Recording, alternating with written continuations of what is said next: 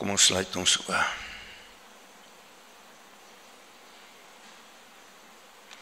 Here, dankie dat U dit vir ons moontlik maak om in 'n tweegesprek met U te kan wees. Dat ons nie alleen maar roep na U en niks hoor nie, maar dat U terug antwoord. Ja, Here, U antwoord deur U woord, U antwoord deur U Gees in ons. Dankie dat ons daarvan kan getuig, dat ons dit so gereeld ervaar, en dat ons weet, ons Verlosser leef. Jesus, dankie dat U dit vir ons kom moontlik maak, dat U kom mens word het, en dat U aan ons kom demonstreer het, hoe God wil hê ons moet leef. Hoe U wil hê ons die lewe moet vier. Dankie Here, dat ons in hierdie oomblikke hier kan by mekaar kom rondom U woord, met verwagting dat U ons sal seën. Kom en doen dit tot eer van U naam. Amen. Ons lees Johannes 10, ons gaan van vers 11 tot 16 lees. Ek gaan vir ons uit die 2020 vertaling uit lees. Jesus sê, ek is die goeie herder. Die goeie herder lê sy lewe af vir die skape. Die huurarbeider, wat nie herder is nie, en dan wie die skape nie behoort nie, sien die wolf kom, los die skape en vlug. Die wolf vang en verjaag hulle, omdat die man 'n huurarbeider is, nie vir die skape omgee nie. Ek is die goeie herder, en ek ken my eie, en my eie ken my. Net soos die Vader my ken, en ek die Vader ken. En ek lê my lewe af vir die skape. Ek het ook ander skape wat nie van hierdie kraal is nie. Hulle moet ek ook lei, en hulle sal na my stem luister, en daar sal een kudde wees, en een herder. Tot daar, ons skriflesing. Ons is die afgelope tyd besig met die 7 ek is uitsprake van Jesus in Johannes. En Jesus, vandag kyk ons na die uitspraak waar hy sê, ek is die goeie herder. Ag Bertus, as jy net daai prentjie weer vir ons hier kan opkry, die background.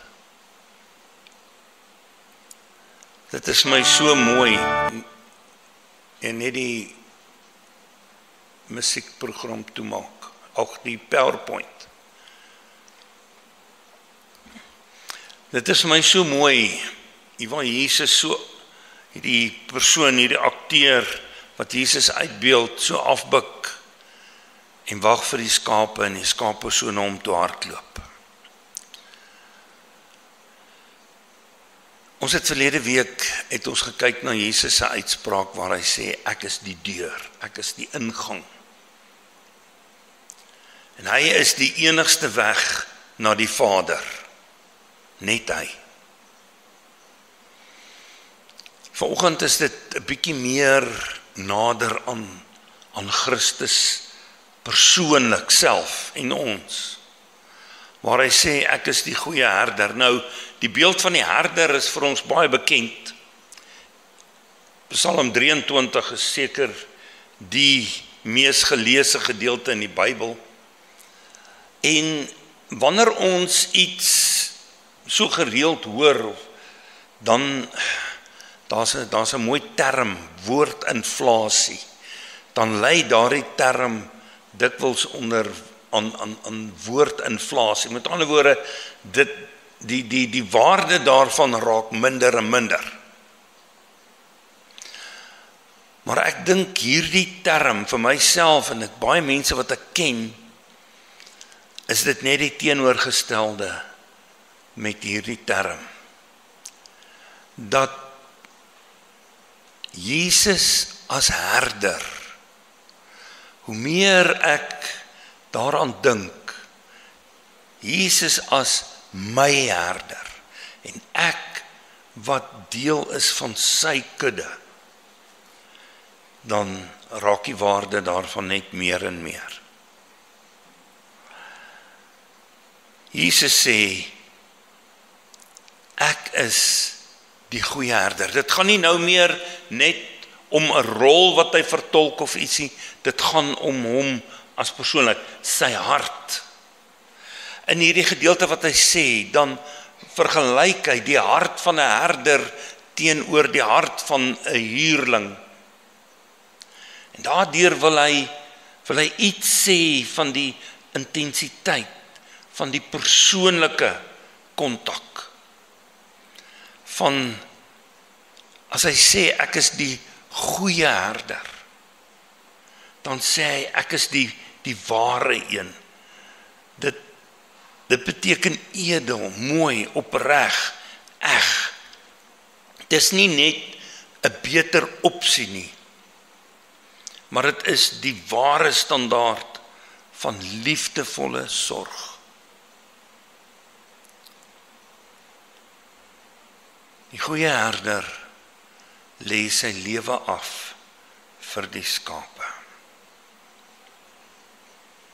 Wanneer Jesus hierdie woorde sê, dis nog voor sy kruisiging, dan het die disippels nie die vaagste idee wat die diepte is van hierdie woorde nie. In hulle verstand, in hulle leefwêreld, in hulle verstaanswêreld, sien hulle maar net die herder, en dan kom 'n wolf of 'n wilde dier wat die troppel aanval, en die herder is bereid om sy lewe te waag vir sy kudde. En dit op sigself is so treffend. Dit raak 'n mens diep as jy weet iemand is bereid om sy lewe te gee ter wille van hierdie kudde. Maar ons het net soos die disippels maar net 'n klein stukkie van die persepsie wat ons veronderstel is om te hê, van hoe diep sy liefde vir ons is. Dat hy wat hy sou doen ter wille van ons. Wanneer Jesus dit sê, dan sê hy nie ek gaan my lewe verloor ter wille van julle nie. Hy sê ek gee dit. Ek lê dit af. Dit is 'n aktiewe handeling. Hy sterf nie as 'n slagoffer van Rome nie. Hy is 'n selfopofferende redder. En dit ook vir ons. Hy het dit juis gedoen vir my en vir jou. Johannes 15 vers 13, groter liefde het niemand as dit nie, dat iemand sy lewe gee vir sy vriende.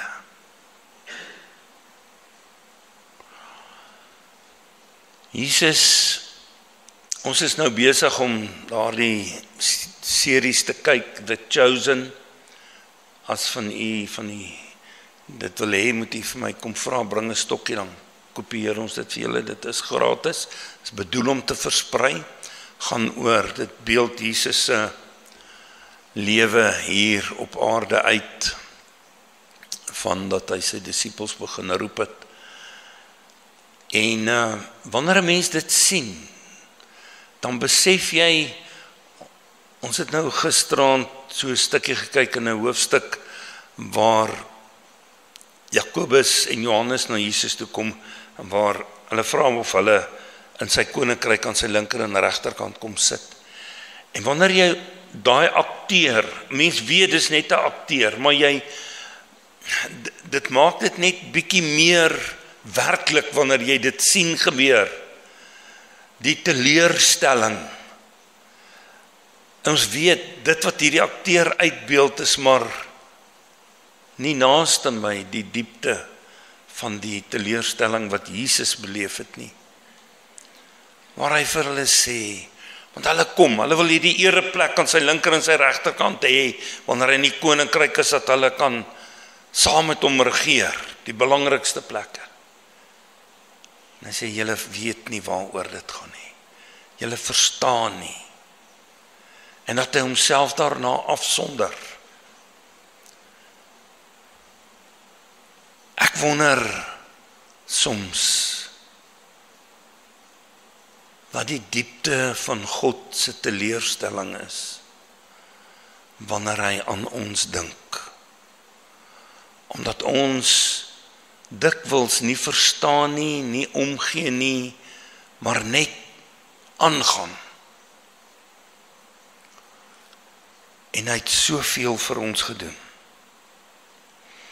Daardie oomblikke toe Jesus hierdie pad, die Via Dolorosa stap, na die kruis toe, daai oomblikke in Getsemane, voor dit, het hy net besef, hy is totaal en al alleen.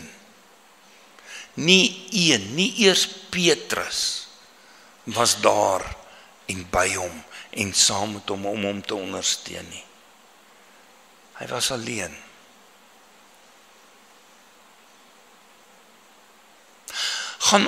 Die vraag is, gaan ons nie maar net te maklik oor hierdie dinge en dink daaraan en gaan aan en dan leef ons maar net weer ons lewe soos ons wil en ons het nie naaste by die ontzag vir hom wat ons behoort te hê nie. Daarom het ek hier aan die einde van Exodus 20 die volk se reaksie gelees nadat hulle die 10 gebooie gehoor het.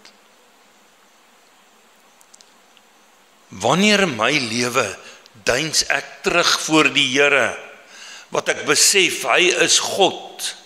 Hy is God van hemel en aarde, wat kom neerbuig het, kom mens word het,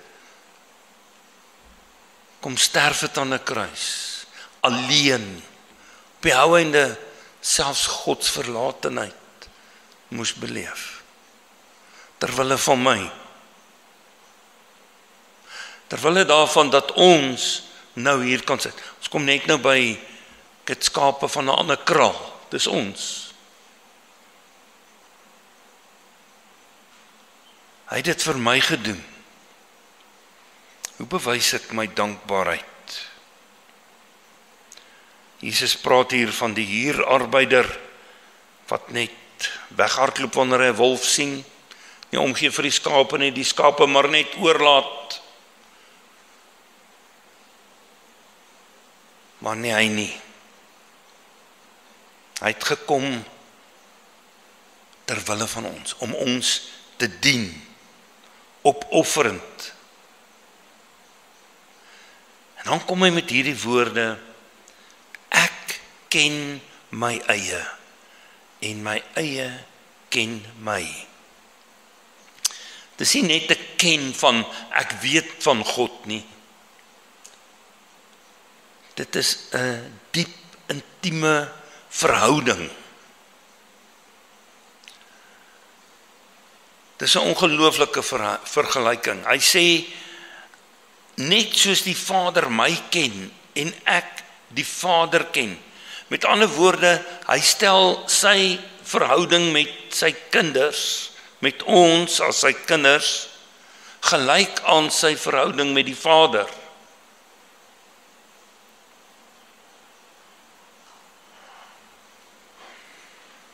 Ons kan nie God ken as ons nie met hom tyd spandeer nie.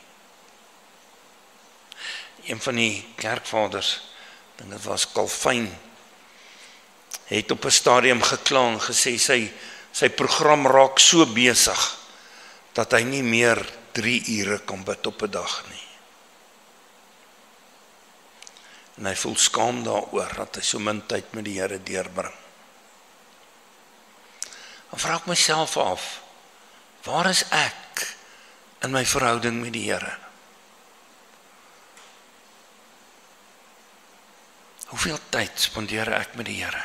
Paulus sê, doen alles bidend. Alles.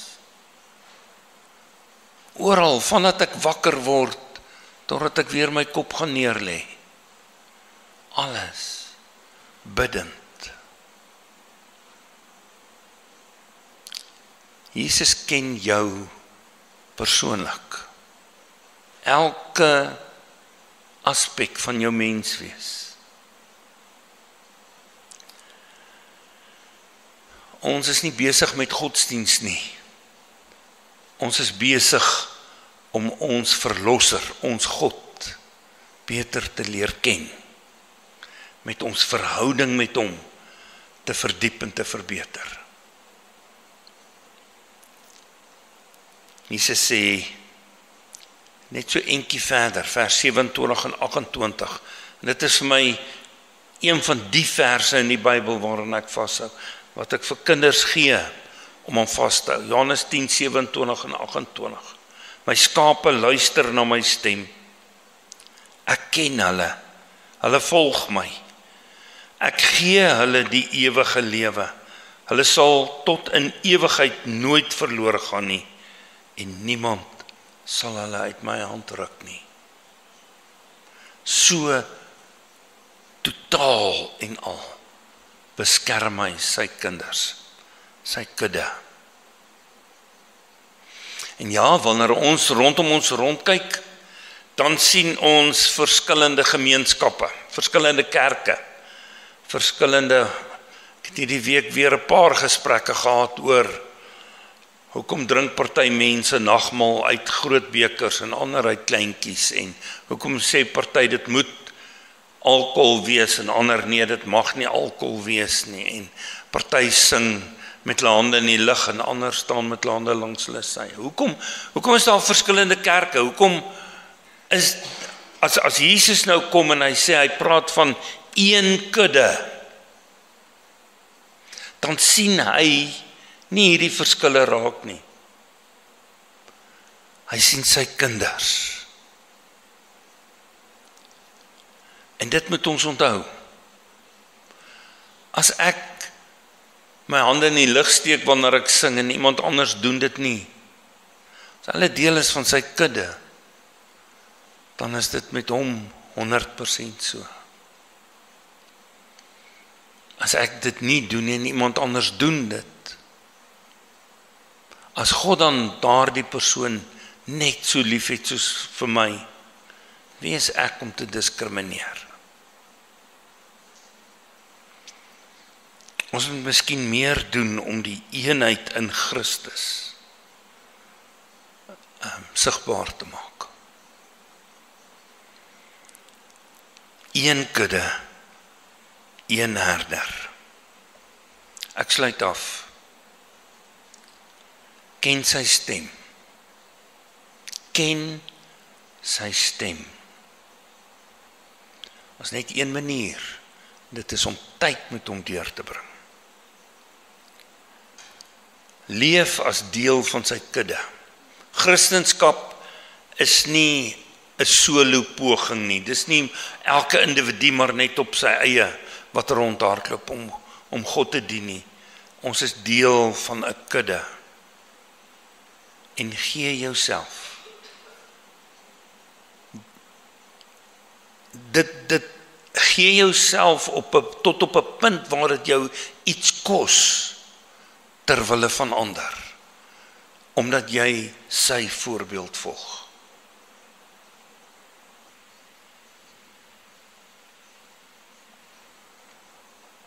Heilige Here, dankie, klink so oppervlakkig. Dankie vir dit wat U vir ons gedoen het. Wat U, terwyl U so alleen was, opofferend, maar aktief, doelgerig, uit liefde vir ons gedoen het. Dit is maar alleen daarom dat ons vandag hier kan wees, dat ons hier kan sit in hierdie gebou en rondom die woord hierdie gedeeltes kan lees en dit vir onsself toeëien, hierdie goeie nuus, hierdie aangrypende verhaal, hierdie Heer en lewendmaker. Here, ons wil U ken. Ons wil U stem herken. Dat wanneer ons rondhardloop met ons besige programme, dat ons U stem sal kan hoor. Die rigting kan herken waarin U ons wil laat gaan. Ons het dit so nodig, Here, want sonder dit is ons lewens so oppervlakkig, so doelloos, sinloos.